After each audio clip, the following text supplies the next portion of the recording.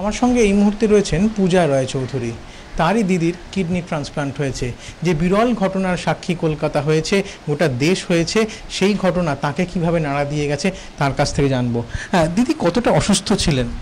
দিদি অনেক দিন ধরেই ভুগছিলেন, তারপর ঠিকও হয়ে গেছিলেন, ডক্টর পাহাড়ির আন্ডারে ছিলেন।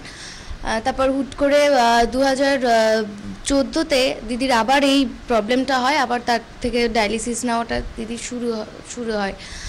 ডক্টর পাহাড়ি বলেছিলেন এবার কিডনি ট্রান্সপ্লান্টটা এবার আস্তে ধীরে ওর জন্য ট্রাই করতে হবে। তো অনেক দিন ধরেই ও এই জিনিসটা থেকে স্ট্রাগল করছিল। আর আগে আইটিসিতেও জবও করতো। কালকে যে এরমভাবে হুট করে একটা মানে ঠাকুরের এতে যে এত তাড়াতাড়ি দিদির মধ্যে এই ট্রান্সপ্লান্টটা হয়ে যাবে আমরা নিজেরাও কখনো ভাবিনি, কারণ অনেক প্রসেসিং চলছিল, দিদির অনেক খোঁজাখুঁজি চলছিল, অনেক কিছু হচ্ছিল। সেই মুহূর্তে আমি নিজে মানে আমার কাছে এখনও কিছু এই জিনিসটা বলতে গেলে না আমার গায়ে কাঁটা দিয়ে উঠছে, যে আমি ভাবতে পারছি না দিদির যে এরকমভাবে একটা ট্রান্সপ্লান্ট হয়েছে। কত বছর ভুগেছেন দিদি? 6 বছর ধরে ভুগছেন। আর এই কিডনির জন্য খোঁজাখুঁজি এটা কত বছর চলছে? খোঁজাখুঁজিটা চলছে প্রায়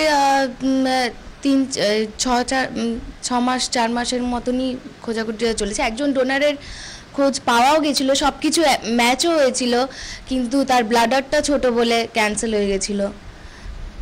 কালকে যখন ফোন পেলেন তখন কি মনে হয়েছিল প্রথম? তখন আমার পুরো মিরাক্কেল লেগেছে। অ্যাকচুয়ালি আমি স্কুলে জব করি, ওখানে যখন আমার ফোন যায় তখন আমি না বুঝতেই পারছিলাম না এটা কি হচ্ছে। যেখান থেকে এনওসি পেতে অনেকের অনেক সময় লাগে, আজকে কি আমি ফার্স্টে বিশ্বাসই করতে পারছিলাম না যে এরকম কোনো ব্যাপার আদৌ কি।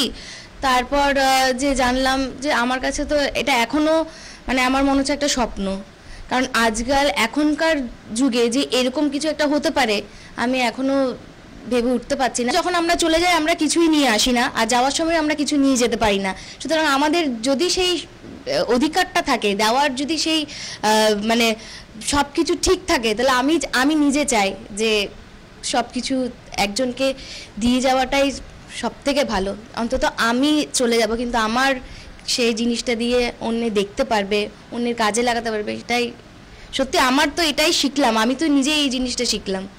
তো আমার নতুন জেনারেশনদের এটাই বলার যে এরমভাবেই আজকেও এরকম মানুষ আছে সমাজে। মাত্র কয়েক ঘন্টা আর তার মধ্যেই বদলে গিয়েছে রামগড়ের রায় পরিবারের ছবিটা।